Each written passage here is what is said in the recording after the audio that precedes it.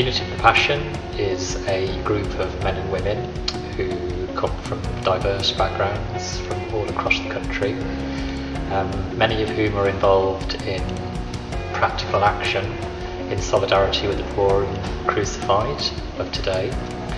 And we're inspired by the spirituality of the Passionist congregation, and that essentially is that we want to place ourselves alongside those who are most marginalised and most excluded, because it's in those what are referred to as sites of suffering that we encounter Christ. Community of the Passion views what's going on in our ordinary lives through the lens of the Passion of Christ. The whole basis of the Passionist charism of being in solidarity with the crucified of the earth and with the crucified earth herself, that is how I understand my Christian faith. The community of the Passionists to me is a gem which I found in a rough walking path, because here is where I find the words of the Bible coming off the pages and coming to me. The group was originally composed of 4 vowed Passionists and 4 non-vowed members.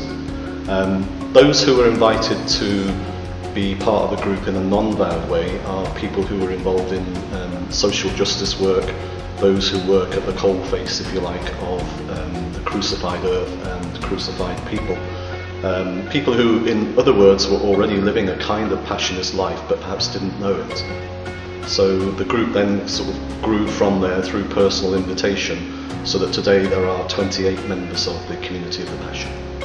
The importance of having a group of people that share the same faith but on an equal level, so there is no difference if you're vowed or non-vowed. The Community of the Passion gave me a place to sit when I thought I had no place to sit, a place to belong when I thought I had no place to belong.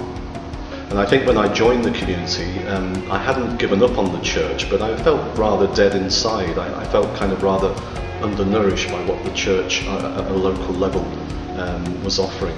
And therefore the community offered me a more developed, I think, and a more mature version of the church. Often in church circles, people are lovely, we share a lot in common, but they don't really have the commitment to the crucified in the sense that I understand it. And then in my work, where I'm surrounded with utterly marvellous, beautiful people, most of them don't share a faith perspective.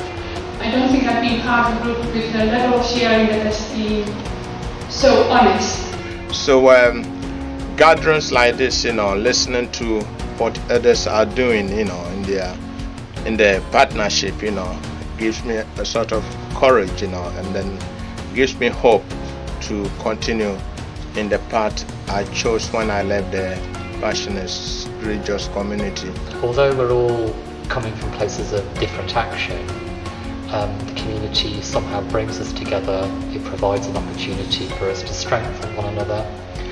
It provides sources for us to challenge one another, but probably more importantly, it provides spaces to inspire us in our respective tasks and to help us grow in our spirituality. It's a place where we can go, those of us who are in those places, and get the support, strength and encouragement that's necessary if you're to stay in those places and not get burnt out after a couple of years.